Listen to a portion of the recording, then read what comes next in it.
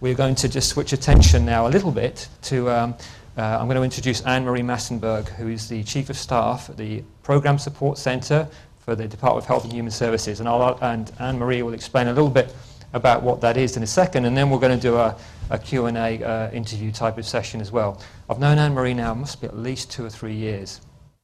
I met her at a number of conferences. I know she's very passionate about the possibilities from shared services and operational efficiencies and really adding value in the federal government. Now, the federal government and higher education, they're not the same, but they have some similarities, and we're going to touch on those through this. But with that, I'll hand over to Anne-Marie, who's going to give a brief background on the PSC, the Program Support Center, and then we'll go from there. So, Anne-Marie, thank you very much. Well, thank you, Phil. I really appreciate it.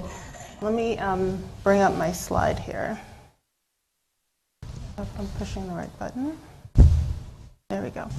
So I first wanted to introduce the Program Support Center to all of you, and this slide hopefully will do that. The Program Support Center is hosted by the U.S. Department of Health and Human Services. So we not only provide shared services to the U.S. Department of Health and Human Services, but we also provide services to every other federal agency in the government. So essentially the entire federal government is our customer. And we offer services in 5 major portfolios of services, so to speak. So we've got financial management, which is everything from soup to nuts accounting. We also do grants payments. As you probably may know, the federal government runs on grants. And so we provide the payments for grants. We pay about $1 billion in grants daily. Then we have occupational health, and this is for the health of the federal employees. So you're talking about flu shots for federal employees. You're talking about a clinic in a building, fitness centers, things like that. Procurement management in the federal government, we buy everything. And so we are one of 9 procurement shops actually within HHS. We also do real estate and logistics. There's about 20 buildings within the National Capital Region that we have some impact on, some of which we service 100%, others that we provide some sort of services. And then administrative operations, and that's more of a category where we have things like our call center, travel and transportation, mail and publishing services. So there are about 40 products and services all together that are provided by our organization. And 2 that you probably noticed are missing is 1, HR, and the other one, IT. We are part of a sister organization called the Assistant Secretary's Office, and the HR department resides there, and the IT department resides there. So within the Assistant Secretary, we have all of the typical shared service capabilities. Thank you. So again, Chazey, we came along and did a review of your, drilling down a little bit, your measures and metrics framework of last year, a few months back in last year. So when we came in, I'm just going to actually link back to the discussion earlier on green and red, right? So whenever you say everything's green, but you're not necessarily in your case, but your customer's red, it doesn't necessarily apply. But when we came in, we found a lot of your metrics, for example, were at 100%. So we helped you put in a KPI framework to look at measures and metrics, and you've since rolled that out. I was talking to Paul just the other day, and he said it's been very successful, at least in its early phases, and you've got a lot of work to do. Can you just give a little bit of background on how you measure things in the PSC and what you've done with this sort of input-output approach that we discussed and introduced for you guys as well? Yeah. So when Phil and I first spoke, all of our key performance indicators, of which there were quite a number, were all at the high 90s, 95 to 100. And we were going through an evolution within our shared service organization where we were in this continuous improvement loop. And these KPIs seem to be ripe for a continuous improvement effort. Chazey came in and gave us a fresh look at our key performance indicators, which was really enlightening for many of us. The whole idea of input KPIs, meaning what responsibilities do the customers have to providing us the right information that we need in order for us to deliver the services to them. That was eye-opening for us. So it took us quite a few months, Phil, but we actually got to the point where we have revamped all of our key performance indicators. We implemented those over a year ago. And we have just gotten the first year's worth of baseline data on that. So now we're going to take that to the next step, is to compare fiscal year 16 with fiscal year 15 to determine what direction are we going in. So that was quite a unique effort for us. It also was a learning opportunity for our staff. They had never really considered key performance indicators and performance measures as decision-making tools. It was considered, do I need to have so many invoices done by such a period of time? Let me check that box. Well, this was a whole re-education for our staff, for our decision makers, to determine we really need to have the right performance measures that we then as a leadership team use for decisions for everything, for technology, for people, for business processes, for customer satisfaction. So it was fantastic for us. So a couple of thoughts come to mind. We talked with Jim earlier on. You at the UC Pass Center, you're actually introducing metrics going forward, right? Because you didn't really have any. I've just heard something really quite similar, and yet the PSC has been around for quite a long time. So it is about, continual process improvement, etc., and those metrics and measures allow you to do that. Exactly. But it does link to this other question I wanted to really drill down a bit. In the federal government, and this is where some of the similarities happen with higher education as well, you have a lot of stakeholders again. So how do you manage those stakeholder relationships? How does the governance structure for PSC work to allow you to get things done and meet requirements? And how does that governance structure work? How does the interface work with your customers and with your seniors, etc.? How does that work? Yeah, that's actually a challenge for us. So our governance structure is such that our funding model is what we call a working capital fund, and our governance for that fund are all of our HHS customers. So all of our customers have an opportunity to approve our rate, approve our budget, and things like that. But the day-to-day engagement we find to be challenging. And so one of the things that we're embarking upon now, actually, Phil, is that we are taking a more laser focus on exceeding customer expectations. And one of the things that we've determined is that in order to do that, and I really borrow from what Sarah was talking about, is that you've got to listen to the voice of the customer. So we literally are taking huge steps towards doing that. We are getting ready to have our annual leadership offsite in Thursday and Friday of this week, actually. And some of the data inputs that we are bringing to that offsite are a survey of our customers of the operating values that we have told them that we provide to them, that we believe are valuable to them. We're actually getting their feedback on how valuable have these operating values been to them, how do they prioritize them, and how do they think we're doing. The second data point is we have an annual employee viewpoint survey that's done for the entire federal government. So we have our results of that, which talk to what our employees think about how we're operating as an organization. And then the third data point is we had a survey done of the entire leadership who will be attending this offsite meeting of what they believe our culture is. So these three data points, the current culture, what the customers think about our operating values, and what the employees think about how we're doing, is going to be the fodder for that offsite meeting, that strategic planning meeting. At that meeting, we are going to look at our results from fiscal year 15, determine whether or not we have any changes that need to be made in 16 based on that result. What is our focus for 17, knowing that it is about engaging the customer. It's about exceeding the customer expectations. It's about learning about the voice of the customer. So we really need to take all of those data points together and as a team determine what initiatives and goals are we going to put in place for 17 to ensure that we're moving in that direction. As you all well know, we're in an election cycle. So there's a lot of change that's coming in our direction pretty soon. Come November, we'll have a new president. Next November, a new president. And then by January, at that inauguration, we're going to have new leadership potentially coming into our organization. So we're trying to position ourselves well now so that when that new administration comes in, this idea of taking care of our stakeholders, hearing their voices, acting upon that, is already in place and is already mature enough that we're starting to see results that we can feel proud of. I mean, whenever I hear the story, Anne-Marie, when you or Paul or any of the team from PSC talk, it's extremely impressive what you guys have done in the sense of, I think it's 20 years ago that PSC was first formed, is that correct? Yeah. And when you think about 20 years ago, this wasn't even a discussion topic in federal government, at least, well, it was obviously, but not widely spoken of at that level. So what they've done in 20 years is amazing. The only comment I would add, though, it's interesting because you talk about change in federal government. I want to drill on this a little bit more. I remember when myself and Robert were doing one of our one of our workshop sessions there, and somebody from one of your portfolios said, "Oh, we've only just become part of PSC." And I said, oh yeah, well, when was that? And he said 9 years ago. And I thought, 9 years, just because. So how are these extended periods of, how are you dealing with that change? So what you're doing with the voice of the customer and the culture survey and everything you discussed and we've talked about, it's fantastic. But you have, and I'm going to sort of link back to the UCLA question, you have people in your organization who've probably done things a certain way for a long time.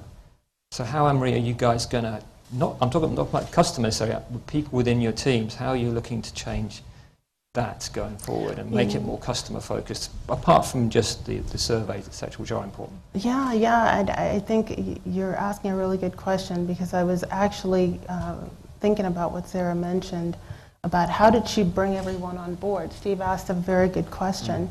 I think that her idea of letting them have a voice really resonated with me, because I think that it's all well and good for us at this executive team to have a ivory tower kind of discussion and decide, yeah, this is what we're going to do. But I think that getting everyone involved is going to be just as important. The question is, how do we do that in a way that everyone does have a voice? We're able to incorporate that voice into our direction. This is a start, this leadership team. The next step, which is a part of our cascading formula anyway, is to have what's called an all-manager meeting. So it's 120 people plus some who manage anyone within our organization. So the next step would be to get their voice. How interesting would it be to have them do a survey of what they think the culture is? Have them give us names of their customers and have those customers tell us about those operating values. I think that that might be eye-opening. It's possible that there's a gap between those two. And then how do we keep that conversation ongoing so that they constantly feel as part of the process? That will be one of the challenges that we're going to bring up this week. So I don't know that I have an answer, but I know that it is a desire that we have to get that interaction going and have them be involved. It's a sort of work in progress, right? And again, I remember from some of the discussions, some of the things your teams do from a customer's perspective are excellent. It tends to be sometimes point in time rather than systematic, though, so you've got a lot of opportunity, and I know it's one of your passions is the whole customer-centric side of things. Just switching tacks a little bit, when we were discussing with Sarah and Chaz earlier on, we talked about chargebacks briefly. You actually have quite a robust chargeback approach, and you have budget that's sort of protected and isn't allowed to go to other, it's maintained within the customer board. Can you just briefly touch on that? So the money, if you make money on the chargebacks, one of the questions I asked you the other day was, does that just get sucked up by HHS? And you say, no, it has to be maintained within the board. Could you explain that just a bit, how that works? Yeah, I'll do my best to describe this. So we're part of what's called a working capital fund. So basically when that fund was set up, there was seed money that was provided, and that seed money was used to pay for our operations. Every year, our goal is to fully recover that money that we were given as seed money, and so we have a full cost recovery model. We are allowed to earn a little bit more than that, which is what we use for our research and development, new systems, things like that. So every year, we do a bottom-up budgeting process. We don't simply take last year's budget, add a percentage, and decide that's the new budget. We actually look at what services did we provide the last year, what business opportunities do we have now through our pipeline and business development process, how many people do we have on board, how many people will we need, how many contractors are we going to need, what kind of rent, utilities are we going to pay. We literally pick apart every element of the budget, and every year we go through that. So as part of this leadership offsite meeting that we're getting ready to have in November, we're going to create business plans based on everything that I just talked about. Those business plans are then going to drive the budgeting process that I just described, which is going to start between February and March. That budget will be for fiscal year 17, obviously, because we're operating in fiscal year 16, which started on October 1. So we have this working capital model where if we earn more than that, as I mentioned, which we would use for research and development, that still goes back to the board. That's the board's money because it was the customers who paid into that. They then get to decide what can we use that for. So we could say, for example, we need to upgrade such and so system. They all recognize the value of upgrading that system. They give us approval to use that money for that. But it's not our money anymore because it was really their money to begin with. And there's a charter associated with that fund that determines that there are only really certain things that it can be spent on anyway. So if one of the things that we want to spend it on does not fall within the scope of the charter, it's not approved. It's interesting because we talked about revolution a little bit in the UC system. That model of, bottoms-up budgeting, sort of, is that unusual in federal government, in your opinion? And is that something that the federal government is trying to expand on to try and justify some of the spend of some of the departments? Or what's going on? Why is that unique to PSC? And do you think going forward that's going to be more of a broader idea in federal government? Yeah, I hope it would be a broader idea, but I'll tell you the genesis of it. The genesis of it was in 2011. We were facing sequestration, as you all knew. Yeah. We had just had really horrible results economically. We realized that as a shared service provider, we were going to have customers whose budgets were about to be slashed. Yeah. And we determined the best way for us to position ourselves to be of the most use to our customers would be to look at our own budget. And so in 2011, we shaved off about $11 million off of our budget. And then for our 2012 budget, we reduced that by about $32 million by taking this approach to each one. So now that has become a business practice within our organization. We have propagated that to our sister organizations with the assistants, within the assistant secretaries I mentioned, so the Office of Human Resources, the CIO's office, they all follow the same budgeting model. In terms of propagating that beyond, I think it's a great idea. I just don't know. The government is really huge. Yeah. And to think that everyone would take that approach on would be very admirable, but I'm not sure that that's something that everyone I'm going to link would it to take the on. next question, because there was a big announcement from OMB, was it last week or the week before Yeah. last, on proposed governance structures for this thing called shared services. Program Support Center is a lot, and shared services is an element of that. But that was a big announcement around governance. And there's been a lot of discussion in federal government about this shared services concept. Well, firstly, could you just briefly explain to us what the announcement was, and then what you think, how you think it's going to potentially benefit both PSC and government in general, and what are the challenges maybe, what's still missing in that governance structure? Yes, I brought it with me actually so I would get it right, because I didn't want to make a mistake here. But it's an exciting time within the federal government, I think, because we have, what was announced was that one, shared services is a recognized value within the federal government. Number two, that efforts have been made to determine a governance structure for shared services. So for example, what was announced, this was by Dave Mader, who's with the Office of Management and Budget, also known as OMB, that there's going to be what's called a shared services governance board, and it's going to be led by someone out of the Office of Management and Budget. So there's going to be a shared services policy officer. And that board is going to consist of representatives from all of the federal agencies. For those of you that aren't familiar, that is a big deal, that we have established this framework for governance. So it's an exciting time, because from here we can only grow in the direction of putting more structure around shared services and really having a vehicle for implementing the kinds of efficiencies and cost savings that the government can realize. So this is good times. And actually talking to me, you mentioned right at the start of on you giving the background on PSC that you're actually a provider across all of federal government and not just to what you call your host organization. Could you just touch on how you do that from a business development perspective, Anne-Marie? How do you go and get new business from other federal government agencies? How does that work today? Yeah, thus far it's really been more organic. It's been more of a situation, so I'll use procurement as an example, and then I'll use grants as the other example. You know, everyone buys something in the federal government, and it's more been a word of mouth. Someone has used us for, let's say, a simplified acquisition, and they've told someone else, gee, if you use PSC, it's really easy, it's really fast, they have a low rate. So that's the way it has happened. Grants, similarly, we have a very robust grants payment capability, and so it was another word of mouth kind of thing. Hey, if you want to have your grants paid out, just go to PSC. But now that we have the opportunity, you know, you've heard Paul say many times before, within the what we call the pie of potential shared services within the federal government, there are about 10 officially recognized federal shared service entities. We're one of them. We believe that collectively we're only providing about 10% of the shared services that can be provided in government. So there's a good 90% out there that we believe is there to be captured. And one of the things that we've done is, one, we've created an office of customer relationship management that is focused solely on business development activities.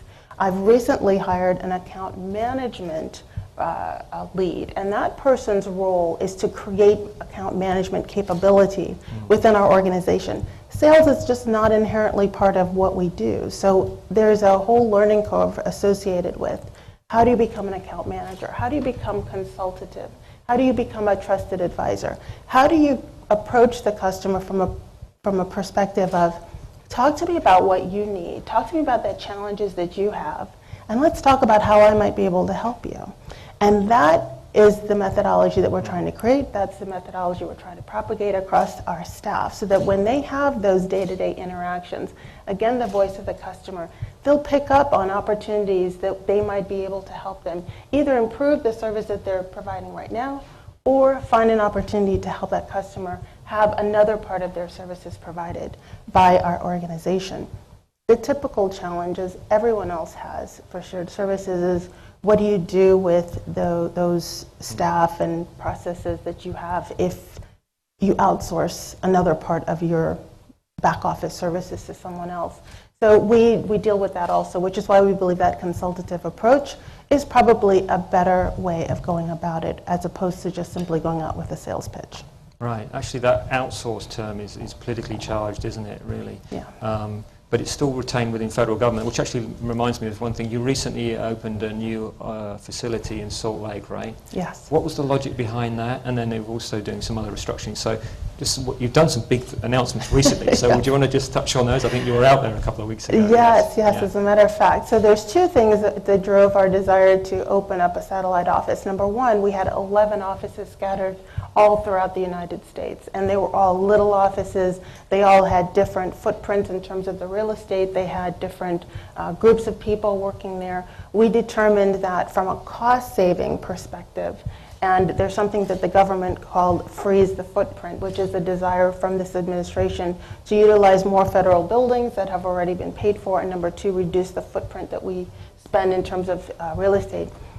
So we found a location in Salt Lake City, a courthouse that had already been owned by the government, and we were able to move in there pretty easily. So we're already there. We had our ribbon cutting not too long ago. We're pretty excited about that. But the other reason for this was not only the cost savings, but also the collaboration. When you have 11 offices all throughout the country, the staff weren't always having that opportunity for those synergies and collaborative discussions.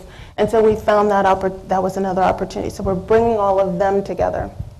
We're already seeing that happening because the first pioneers, so to speak, our advanced team, all came from different parts of the country, and they have demonstrated already the value of sitting together, being in the same building together. They have made some things happen that normally would have taken months. They've happened within days, which has been fantastic. We're also consolidating within the National Capital Region. We were in 7 buildings in the DC area. We're consolidating into 1 building, and that's getting ready to happen in sometime January, February of next year. So we're pretty excited about that. So those are 2 more ways that we're trying to, make ourselves more efficient, walk the talk, so to speak, within our own organization before trying to pass that on to the customers. I mean, that's pretty dramatic again in federal government to start that consolidation is, combining offices, a lot of change management goes around that yeah. too. So when I saw his announcement, that's really impressive.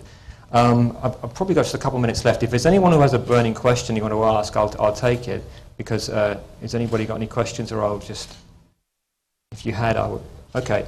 So as you look forward to your structure, what next for the organisation? You've got a lot going on. You've got the offsite, but what do you see as the main strategic goals for the next 2 or 3 years?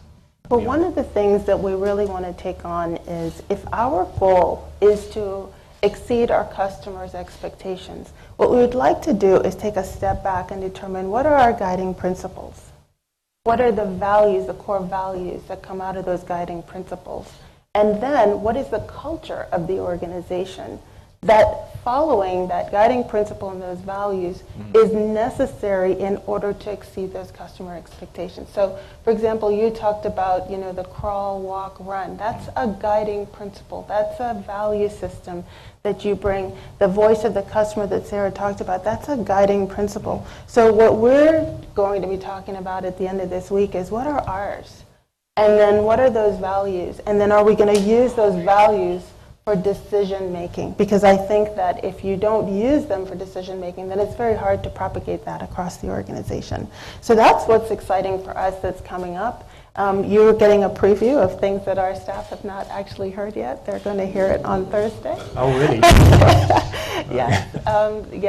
This is going to be brand new for them. And then, so with this leadership team, they'll hear this for the first time, and then we'll have this at the all managers meeting, ask them for their help, and then we will propagate that to all staff. So it's kind of a cascade. Start with the leadership, go to the broader middle management leadership team, and then roll it out to the entire organization. So again, I mean, as I look at what you guys have done at DHHS PSC, Program Support Centre, it's fantastic in the context of, government, federal government, the size of the government and the opportunity in what you guys have done is fantastic. And what you're doing going forward is also very impressive. The opportunity remains huge, as you know, but it's been a great story, and it's been fantastic working with you guys and talking with Paul and the whole team. So good luck with everything going forward, Anne-Marie, and the whole team. And thank you very much for your time this morning. Thank you. Thank you.